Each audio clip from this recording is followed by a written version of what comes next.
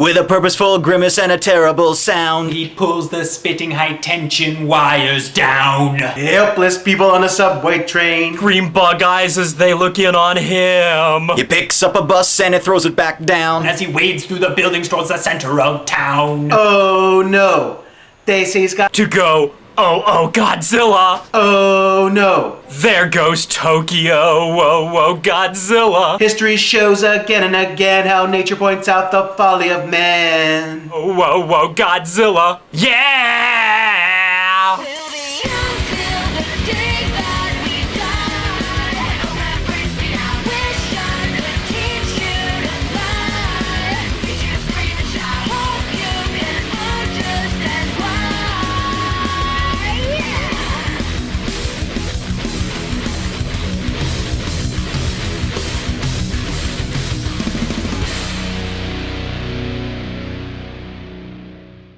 History shows, again and again, how nature points out the folly of man. A brief history lesson might be in order here. The history of briefs dates back to the Boxer Rebellion. The new group required greater restrictions. Too much flopping.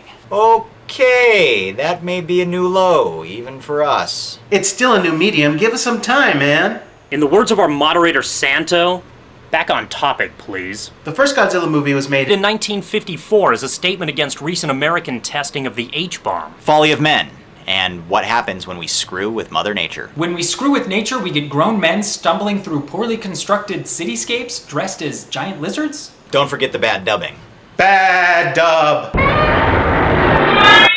In the beginning, Godzilla, or Gojira, translated from the Japanese as ape whale, and ladies and gentlemen, out the right side of the bus you'll see the zoo's famous ape whale, Tuki, was a serious reflection on the pain suffered by the Japanese after World War II. Historians will forever debate the use of the atomic bomb, but what they won't mention about Hiroshima and Nagasaki is that it's what spawned Japan's most familiar import. Sushi? Toyotas. Happy endings? Godzilla, and in turn my awesome collection of action figures.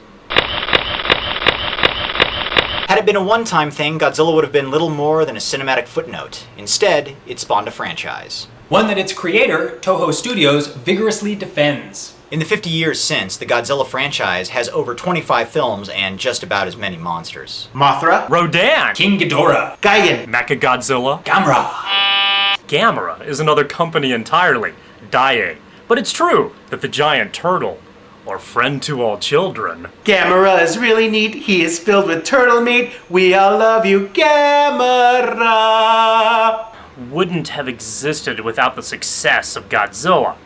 And we'd be remiss if we didn't mention Hedorah, Batra, Megalon, Biollante, Anguillus. Yeah, we get it. Lots of monsters. Lots of grown men in rubber suits. And lots of changes in attitude, too. The big lizard has more mood swings than Anne Heche. The original film was re-edited for American audiences with the inclusion of Raymond Burr, whose girth eventually exceeded Godzilla-esque proportions.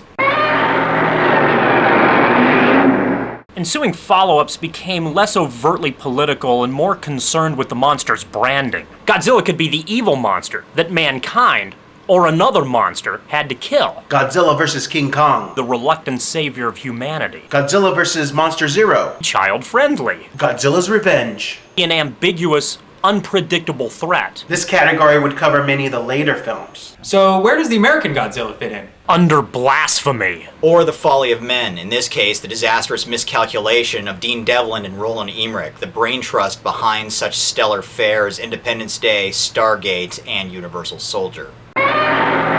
Godzilla was originally a product of Japan's concern over nuclear testing. As the films progressed, they trended towards younger audiences, and they gave the Greenscale one different personas with each film. They even gave him a son, Minya, in 1967's Son of Godzilla. So who is the mother? Up for debate. The franchise was put on hiatus in the 70s and revitalized a decade later, proving again that Godzilla was a popular and profitable franchise across the globe.